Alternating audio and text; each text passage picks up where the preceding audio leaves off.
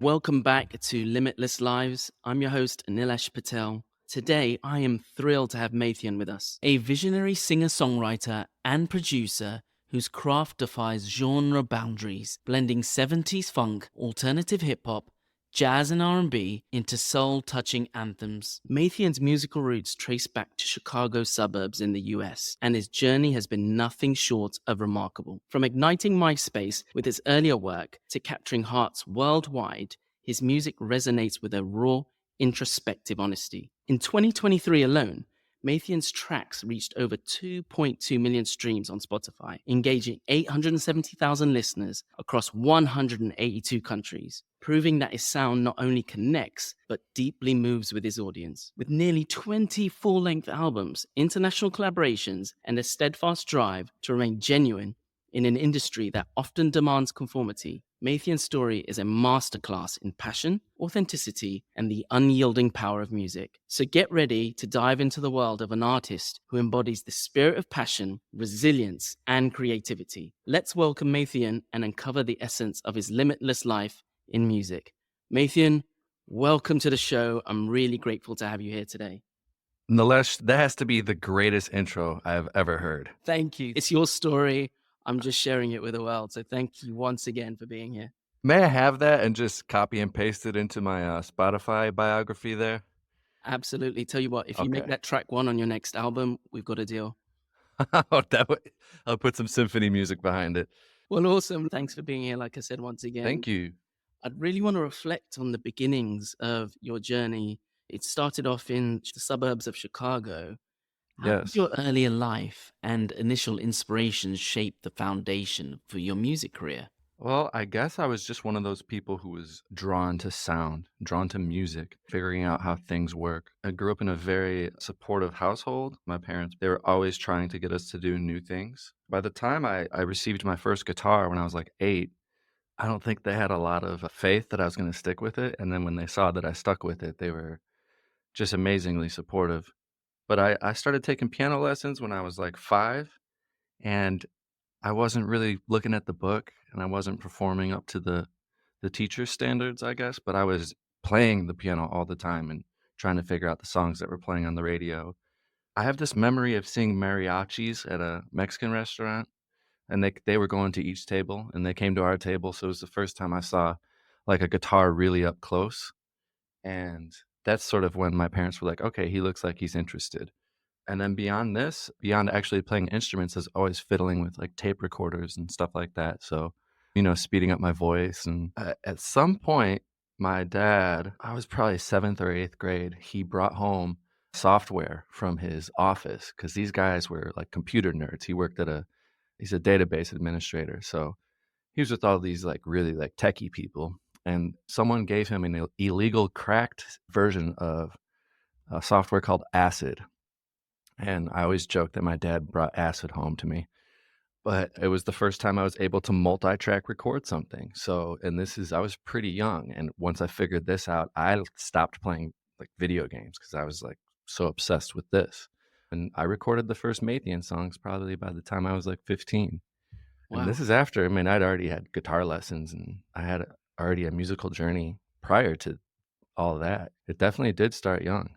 That's incredible. You started developing these skills at such a young age. I'm curious, what kind of music was commonly played in the household during that time? Oh, yeah. Oh, my mom was into, like, soft rock, and she still is. She likes her favorite of all time is James Taylor, and my dad is, like, sort of on the other end of the spectrum. He was a metalhead, so he was playing me Ozzy Osbourne and Black Sabbath and Pink Floyd, stuff like that. I liked both of it, and I think you can hear that in the Mathien music. You can hear sort of the trippy kinda stuff that my dad was into, and then you can hear the pop sensibilities of '70s soft pop or soft rock, whatever you call it. I got really into all kinds of music when Napster came out. Napster Napster. came out, yeah. That I takes me back. You're aging me a little bit here. I mean, I'm aging me. So you learn about all these technologies, which is fascinating, and some of the musical influences at home. What do you feel was the starting point for you to go on this journey? It wasn't just learning the piano and the guitar. How were your parents involved in some of this, or how did they support you at the beginning? Well, my Aunt Margie, she had an old classical guitar in her closet in the basement of their house, and I would during family parties, I would run down there and just take it out and play it, and so they ended up giving me that guitar, and they said, "If you play this guitar for a year, we'll get you an electric guitar," because that's all I wanted to do was to, go full Eddie Van Halen. Well, at the time, I was really into Green Day, but, like, early Green Day, and, yeah, so I wanted to rock, and I don't think they thought I could do it. I think they thought I was gonna move on to something else, and a year went by so fast, and I got pretty good after a year too. And then my uncle Matt gave me my first electric guitar, and I still feel bad about it to this day because he gave me this electric guitar, and I guess it was more of a borrow, and I don't know if I really understand, like, people's things back then. I was probably, 9 or 10, maybe a little older, and I drew all over this guitar with a Sharpie, wrote all kinds of things on it, made, like, an art piece out of it, put stickers on it, and then he called one day and asked for it back. Like, and we gave it to him, we put it in the case, and I'm sure he opened it up and was like, "What the hell happened here?" That's amazing. You mentioned you proved your family members wrong, that this was more than just a short-term hobby. Where did you end up taking that from childhood into your teens and into early adult life? Well, okay, so they put me in guitar lessons at a place called Beautiful Music in South Wheaton, Illinois, Donata Square, and I was taught by this guy named George Bellis. You can still look him up today, he's still active, and he's a shredder. He's, like, one of the fastest guitar players. He's one of those guys that you'll see would pop up on your Instagram just going absurdly fast, and he was so knowledgeable, and I would bring in a cassette tape of songs I liked from the radio, and he could sit there and just listen to a song and then play it back on the guitar, and watching him do that taught me how to do it. So then I figured out how to I don't think I was, like I was born with a certain amount of, like, ability to hear something and be able to figure it out, but watching him do it just sharpened that skill, so and then my parents put me through, music school. I went to music school at Southern Illinois University. That's kind of where it started progressing into my teens and early adulthood, I guess. All this time, I was starting bands and everything too, or joining bands, and it wasn't until I got down to college where I was still recording all my Mathien songs and passing them out on CDRs, and eventually, these musicians who were in the music department heard it, and the first version of the Mathien, like, live band setup was totally initiated by someone else. They were like, "Hey, we should do this," and I was like, "Oh, okay." It sounds like your family were really supportive of your ambitions and dreams and interests, and more importantly, your passion. Right? Yeah, mhm. I think especially from an early age to understand what your passion is and to have the support to pursue that. That's something remarkable. Yeah, it really is. These people who go their whole lives not really understanding what they wanted to do, I talk to people all the time that say that, like, "Oh, I wish I knew what my passion is." And I was like, "Wow, yeah, I wonder what it's like to not have, a passion." What drove you to music, or what do you think fueled the passion, and what do you think the catalyst was for that? Well, when I first heard music, it scared me. My mom brought home a tape or something from someone made her a tape, I think. If I remember correctly, it was like chamber music, symphonic and maybe some choirs and stuff like that, kind of like intense classical music, which was I think someone was like, "This is what I listen to, so take this home and listen to it." So my mom would probably not choose to listen to that, but it made me cry. Whatever piece of music, she put on made me cry, so I think the emotional attachment we have to these sounds is what drove me to it. I really appreciate music for the ability that it has to take you back to any moment in time.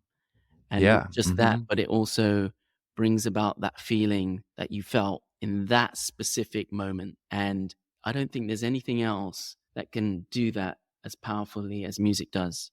Yeah, truly, like, I don't keep a journal because I have all of these, like, little flags in my head of things that happen, and I can just go off of, like, first of all, my songs that I write, but any song that I've ever fallen in love with, or even some songs hurt when you hear them. That's so cool. Yeah, you don't need to write things down. If you Yeah, it's a form of expression too. I think some people may use it as a form of therapy or just articulating how they feel or just letting out what they've been suppressing inside. So yeah, there's many different ways of helping and making the world a better place. So thank you for bringing that gift to us. It's incredible. So speaking of fun, you've been on quite the journey, nearly 20 full-length albums. I'm pretty sure over that period of time, you've had to change, adapt, think about things differently. Can you discuss a moment when you first recognized the need to embrace change in your career or your direction and how you went about doing so?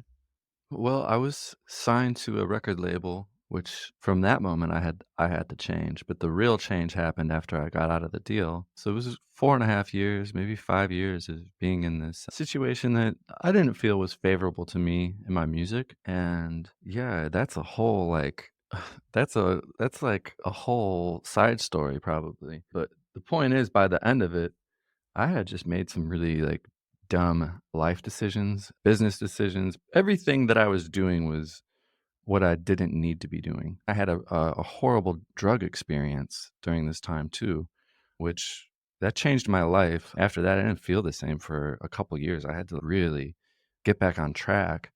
But yeah, I broke up with my girlfriend. I got out of my management contract. I left with the record label, moved in with my parents, and then my parents ended up moving to Knoxville, Tennessee.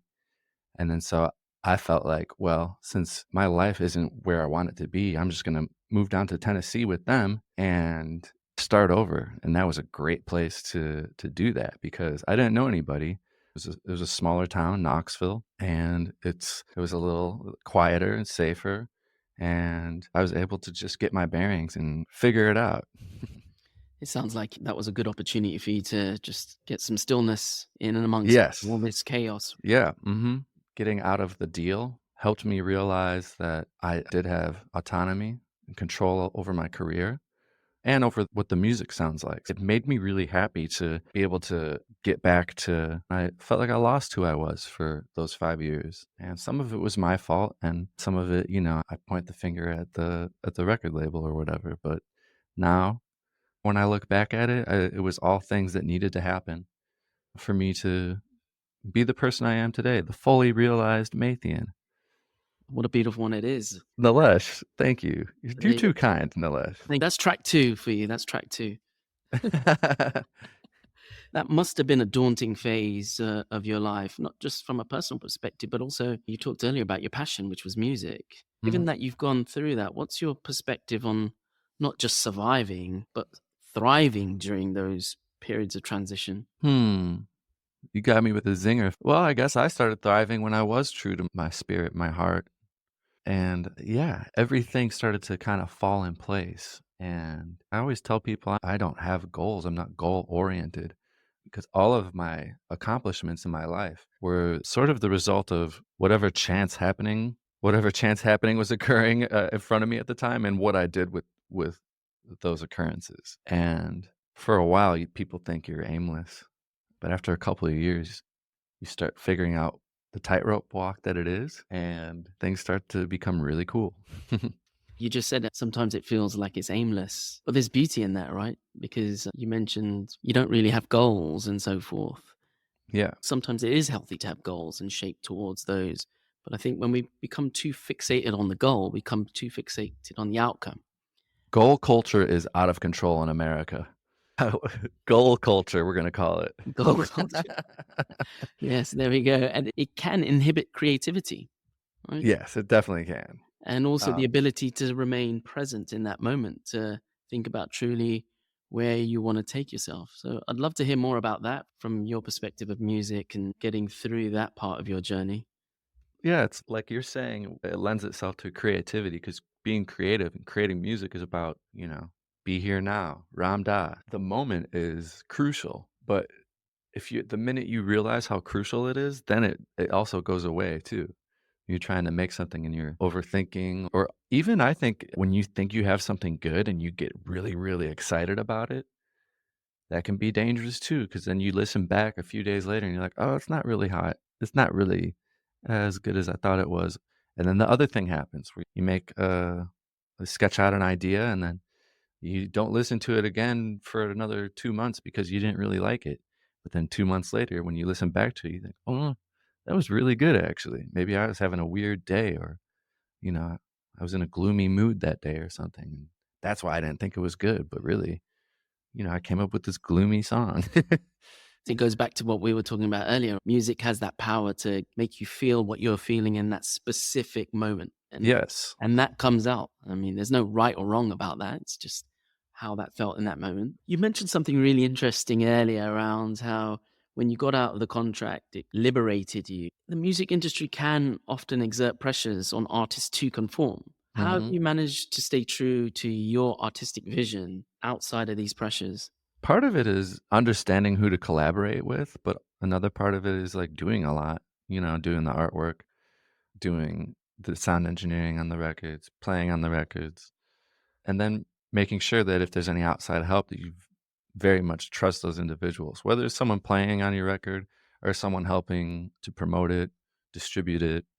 I've figured out after a few years how to do that. I think after the label situation happened with me, when I started fresh, I had to go full like Prince, Trent Reznor with it and just do everything myself just to regain control. And then over the years, the collaborations have been happening more, both with business and with like the music part of it. I That's was a little it's like kind of like a hurt dog. how did you pick yourself back up? I think music saved me. Musically really saved me. Just having that as my landing pad. It's a pretty damn good landing pad if it's the thing that you love about life and it's your passion. It was a difficult, challenging time in my life, but it wasn't that bad because of the music. And with the music, you talked about the emotions you pumped into it and it saved you. That's powerful. Yeah, I felt a little silly after I said that. Music saved me. It sound Some of these cliche things that you hear are real things, and it sounds almost corny, but music did save me. It's a testament. Your passion is the thing that helped fueled you and helps you keep moving forward. Definitely. How do you maintain or continue to pour genuine emotion into your work, especially after nearly 20 full-length albums? I think there's emotions running through people constantly, no matter what you're doing.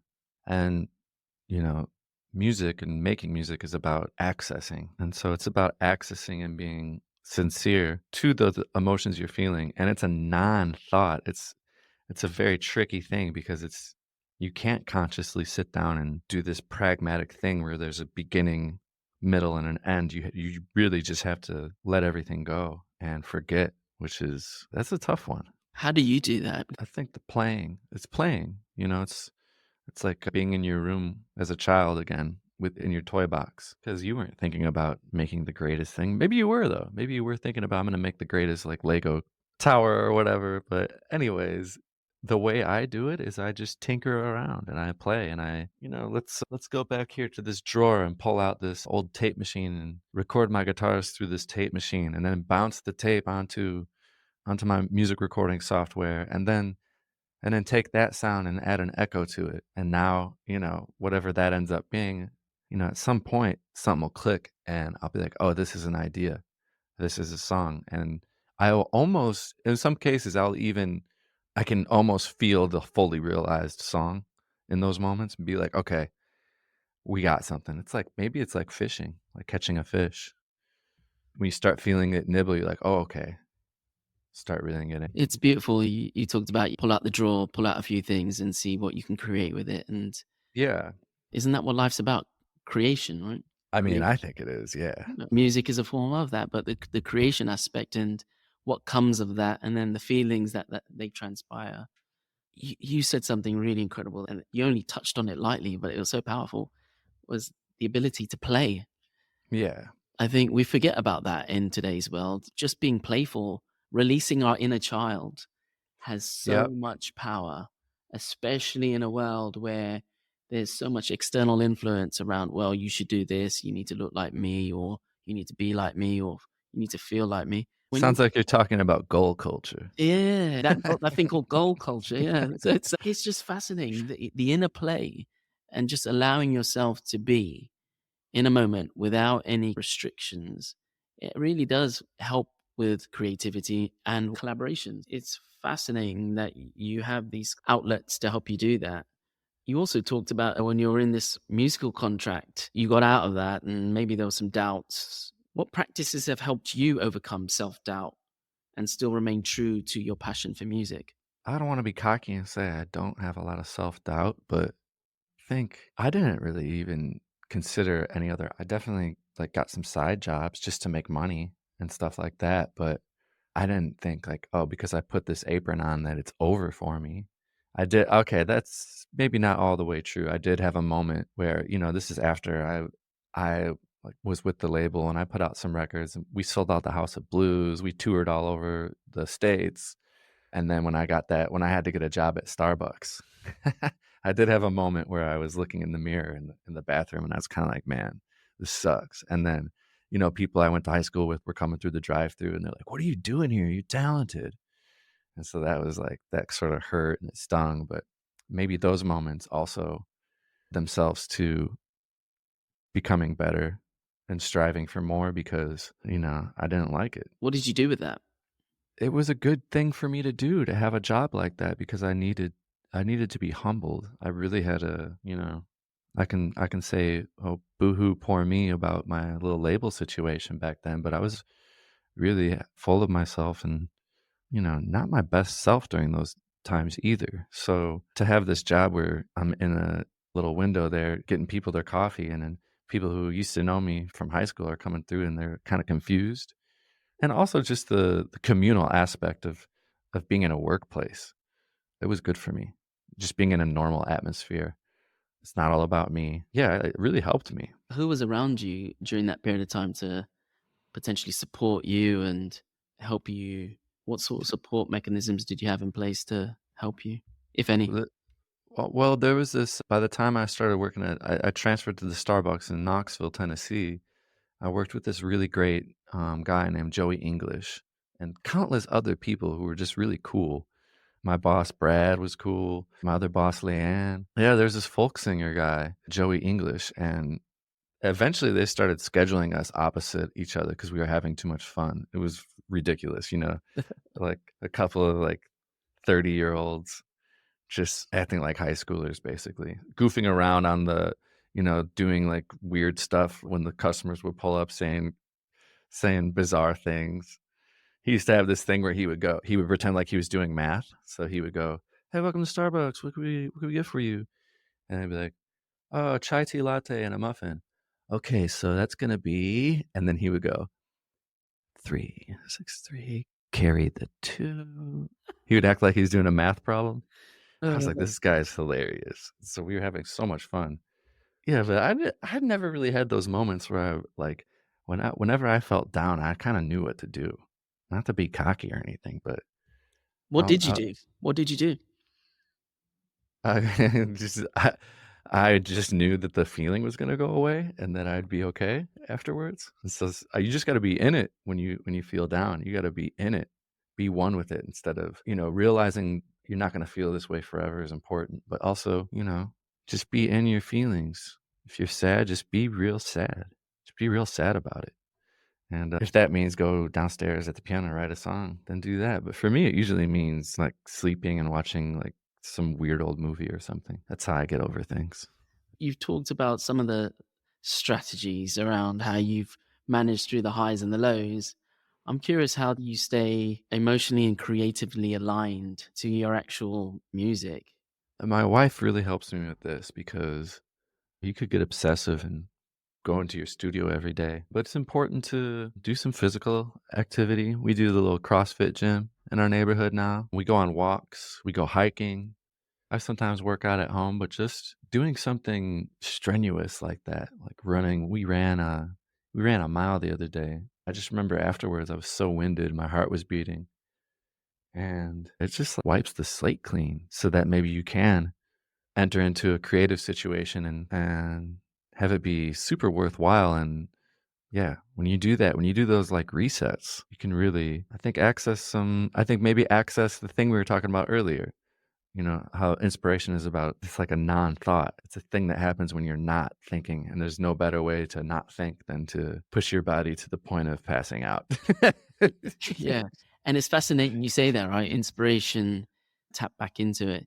Those feelings or creativity, inspiration, passion, joy, it's already there in the first place. Yeah, mhm. And all the external influences sometimes navigate us down a different path. But when you take a moment to reset, as you mentioned, it's quite easy to tap back into that. It's interesting that these are techniques and things that you leverage on a day-to-day basis to get you there. And let's not forget your wife clearly is playing an important role in this too. Oh, Like, yeah, she's the one who's like, "You gotta get out of the house, man." yeah, and Yeah. come back when you've reset. So what would you say through your journey have been the most valuable lessons you've learned about yourself, both as an artist and as a person? When I was in music school, I was in music business school, they took us to the ASCAP building in Nashville, and, for people who don't know what ASCAP is, they're performance rights organizations. They get artists money, so if your song ends up on the radio, if people play your song live, if they play your song at Walmart over the loudspeaker there, you're supposed to get money, and ASCAP is monitoring all of these places so that they can get you your money. So I'm in the ASCAP building. I really wish I could remember this guy's name. He was a classic older he was probably in his 70s, 80s, and he was the Western guy, had the Western wear, like, cowboy shirt on with, like, the beads and stuff, and then he had the bolo tie. He had the big belt buckle, that huge belt buckle with the Yeah, tight jeans. You've seen him probably walking around Houston, and he wrote the theme song to Smokey and the Bandit, this '70s show, I think. no way. Yeah, he had written the theme song to it, and it made him rich, and he I asked him what, if you have one piece of advice for a musician nowadays, what would the advice be? And he said, "Every song you write is a lottery ticket." And, the inner capitalist in me was like, "Oh, yeah, baby." So if I write 20 songs a day, that's like buying 20 lottery tickets. It really made me wanna really focus on songwriting, writing as many songs as I could and flexing that muscle, and that has really helped access these inspirational points for me because it's like, man, I do this every single day. If you ask me to write a song about something, you give me a topic, I could do it in 5, 10 minutes. Is it gonna be amazing? No, I don't know. But, I do it so often, and I do it so frequently that I'm just always sort of able to access, I think. It's like bodybuilding, like Arnold Schwarzenegger, that's all he did was he sat in that gym. That's incredible. I mean, that many songs you can push out. What is your creative process for that? Are you locking yourself in a room or is it just when it comes, you're writing it down? How do you get through that? I'm just experimenting, thinking of new ideas, working on songs, but I'm pretty regimented. When I was young and starting off, I had this breakdown in front of my family because I was really poor, and how am I ever gonna make money? And I think my mom or maybe my sister Tara, my brother's wife, I think they told me, "You need to treat this like a 9 to 5. If this is your job, then you gotta get up and go to your job." And Yeah. then I said something like, "But music is about your heart." And she said, "Your heart is not gonna pay the bills." And how did you react to that? I love a good, like, tough love, quick little one-liner like that. Yeah, it made me feel awesome, honestly. I love when people put the fire under you. You're integrating your job with your passion, and that's a beautiful place to be. And every song you write is a lottery ticket. Yeah, what I mean, that really appealed to the demon capitalist inside me. I was like, "Yeah."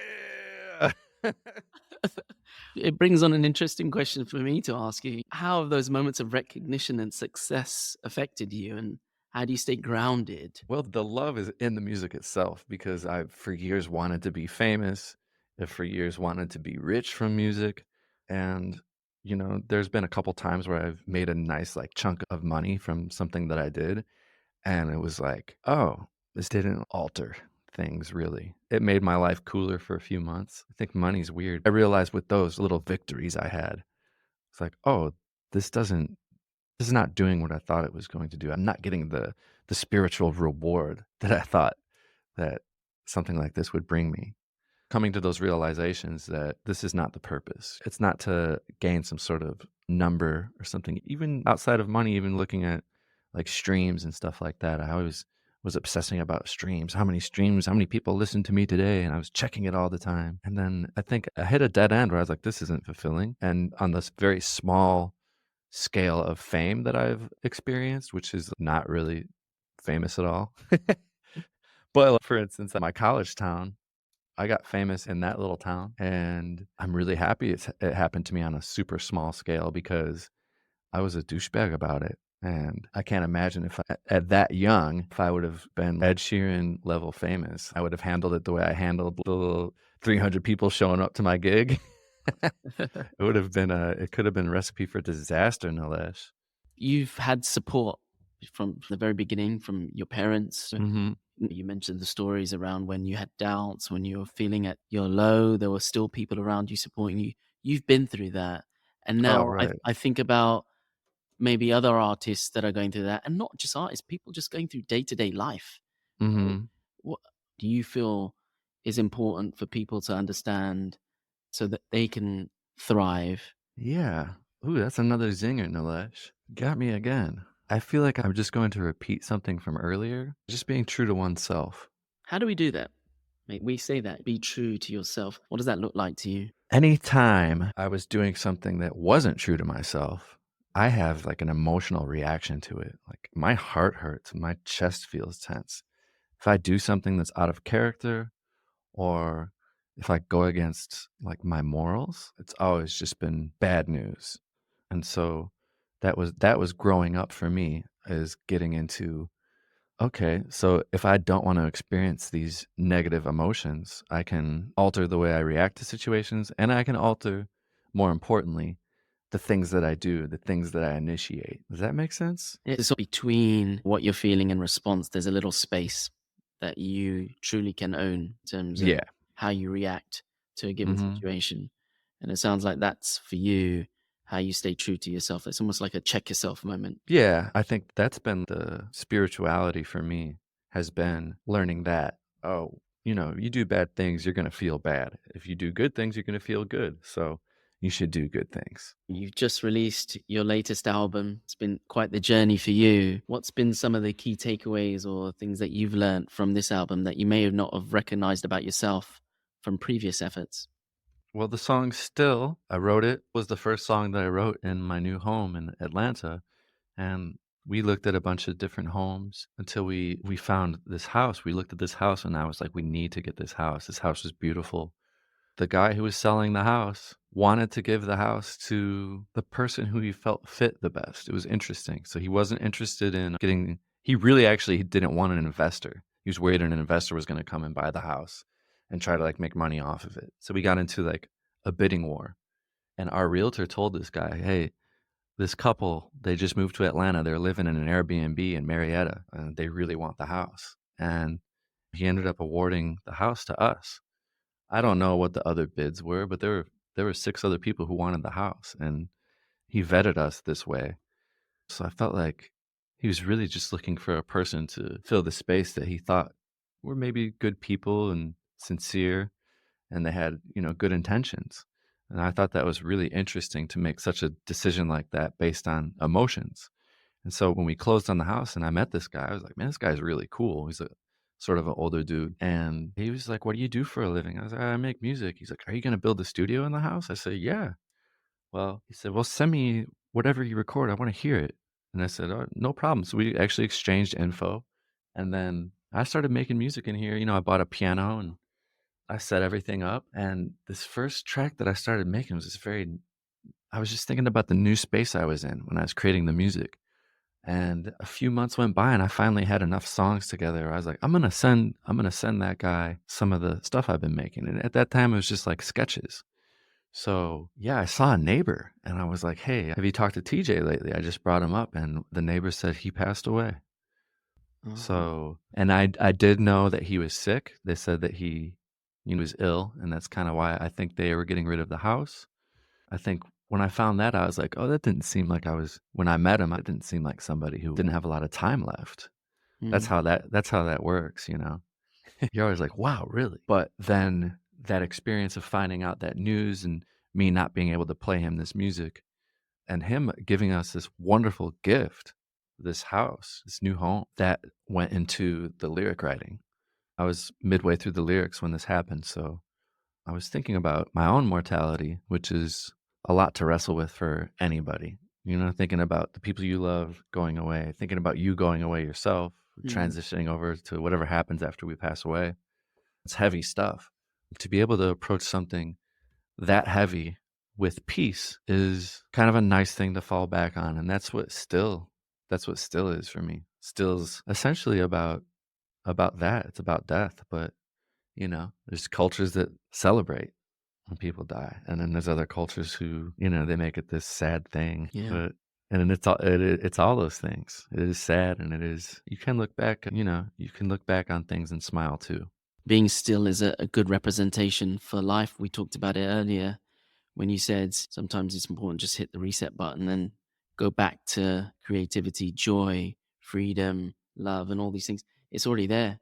It's in the Mhm. stillness, Yes. and we forget that. I'm not gonna lie, Still for me is a banging track. I loved it. I've played that song so many times, and every time I hear a different story. And Yeah. I'm so honored to understand the actual background behind that story because now some of that actually makes a lot more sense. I wanna try and perform it live at some point, but I get choked up. I get choked up when I talk about it. Yeah. When I play the recording, I straight up cry sometimes just listening to it.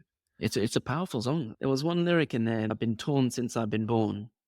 Yeah. I'm still smiling today because I'm standing still. Mhm.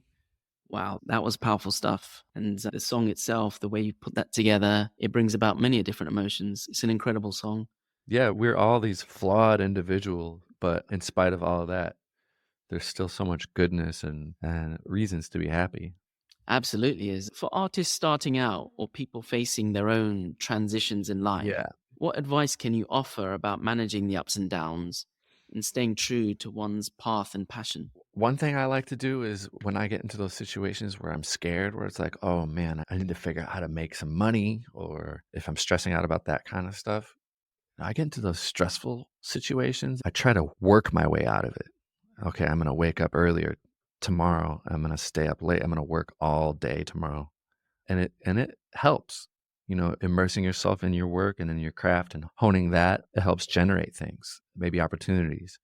But another thing I've learned is so you can prevent these things from even happening, you should work that hard during your successes. So if you get a nice little paycheck from somebody and you make something really cool happen for yourself, yeah, you should definitely take yourself out to dinner and buy a nice outfit as a reward, but maybe you should do what you would do if you were panicking Yeah. and work your way out of it. um, You'd always be working. I'm from Chicago, and my parents and everybody that's from up that way, it's just like work. That's it. It's such a blue collar city that it's infectious. That's why the music scene is so competitive up there because it's like, man, you're going to go on stage in this city. You pretty much gotta light yourself on fire for people to unfold their arms and start tapping their feet. As you mentioned that, it makes me wonder, you talked about work and putting that all into your music. Which Mhm. piece do you feel most accurately represents you as an artist and why?